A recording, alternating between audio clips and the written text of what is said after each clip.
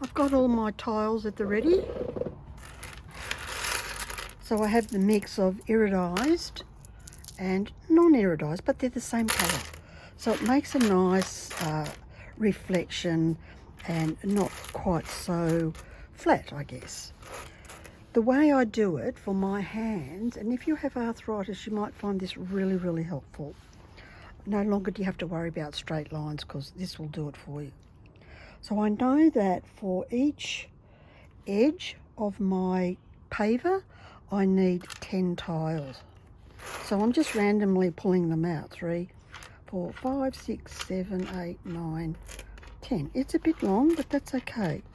Then we'll just plonk them up here against this. Now you know why I have this. I use it all the time. All my workboards have it. Just vaguely spread them out. The other thing you need is some sticky tape, preferably in a big dispenser like this, but no, try not to have it wider than, you can buy sticky tape in all sorts of widths. So a narrower one than this would be better. Then I don't have to worry about excess, and that's only if I'm tiling everything today. Otherwise I just leave it. So we have that very handy, and then we line these all up. You can draw the length that you need it at, so you can do and check out your spread is about the right size. So we want 10, which means it's actually going to be a bit smaller because it's 11. Do 11, and take one away, because this is the exact length of the edge, and we want to be one tile short because they overlay each other. So that's 10.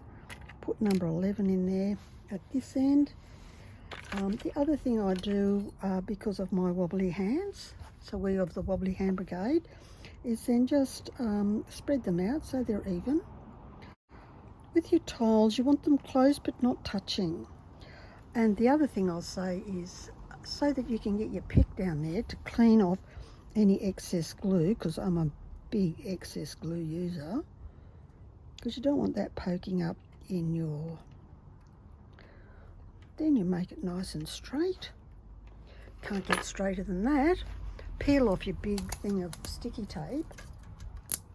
Start at one end, so I start here, and I actually stick it to the table. Otherwise, when I do this, everything moves. But the advantage with the sticky tape, if it does move, you just pick it up and replace it. And there I have one already. So for each paver needs 4 of these. And remember, it was 10, take one away, because we're talking about corners. And then for the pot, I vaguely measured it needs about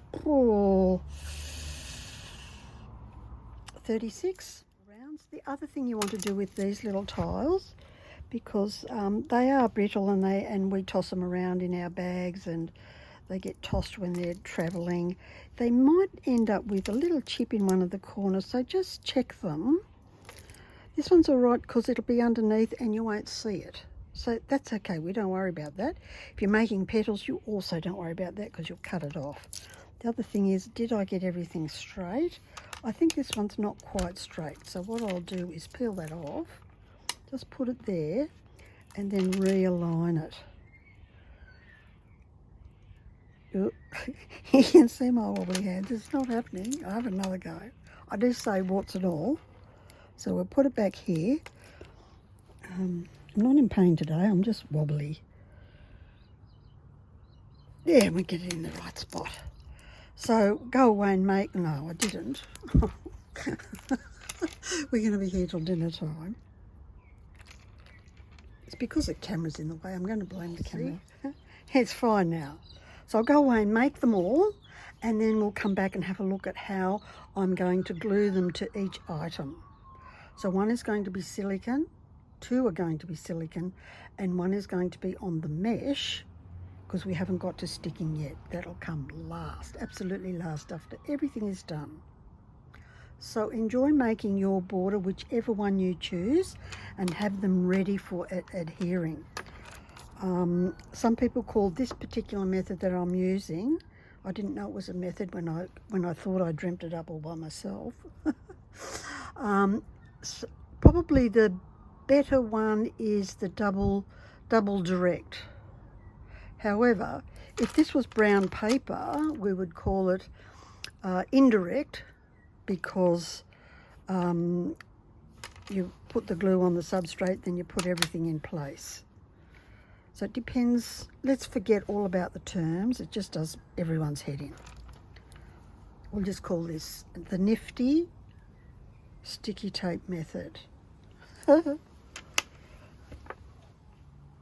Footnote, because I'm feeling a bit dopey today, I'll need 2 rounds of these for my pots. So if I'm making 36, because the pot is slightly like this, I'm going to have to adjust it when I put the second row on. But we'll tackle that when we get to gluing the pot.